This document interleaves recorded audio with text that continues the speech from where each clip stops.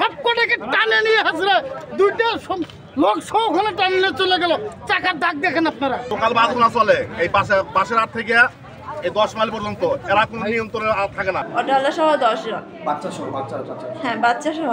পাশে 8 নম্বর নিউটন, ওখান থেকে মানে দাদুরা আসছিল খানপুরের কাছ থেকে, আমাদেরকে নিয়ে 8 নম্বর থেকে তারপর আমরা কান্তিজি চলে যাচ্ছি। গেটলক গাড়ি রাস্তাতে টাইম খাবে আর আমাদের এই রোডে ওভারস্পিডে গাড়ি চালাবে। ঠিক আছে, এখানে মালিক সমিতি সবাই যাবে। এখানকার নেতারা, শিক্ষিত নেতারা ভাই আর টাকার লোভে বিক্রি হয়ে গেছে। সব বিক্রি হয়ে আজকে আমাদের এই ইয়াটা ভাই বন্ধ করা লাগতেছে। অটোটা ওর সাথে ও চলে যাচ্ছে।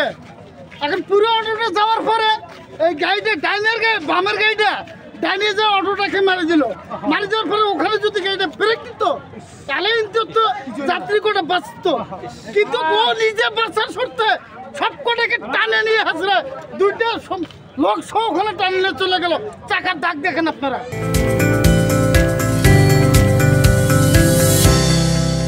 অদ্য দুপুর অনুমানিক 14 ঘটিকার সময় এই নসিপুর গম গবেষণার এখানে অটো এবং যাত্রীবাহী বাস একটা সড়ক দুর্ঘটনার তথ্য পেয়ে তাৎক্ষণিক আমি সঙ্গে ফোর্স ঘটনাস্থলে আসার পরে ঘটনাস্থলে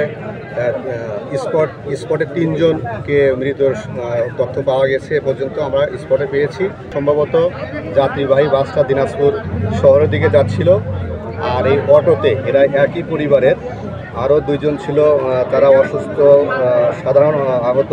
একজনের নাম হলো মকবুল হোসেন আর একজনের নাম হলো সারজিনা। এনারা একই ফ্যামিলির। এরা বলছে, এই মুরব্বীর সাথে আমি কথা বলেছি, মকবুল হোসেন, ইনি বলছে উনি এই পরিবারের এদেরকে নিয়ে গ্রাম থেকে একটা অটোতে ভাড়া করে কান্তজি মন্দিরে দেখার জন্য যাচ্ছিল। যাওয়ার পথে এই সড়ক দুর্ঘটনা ঘটে।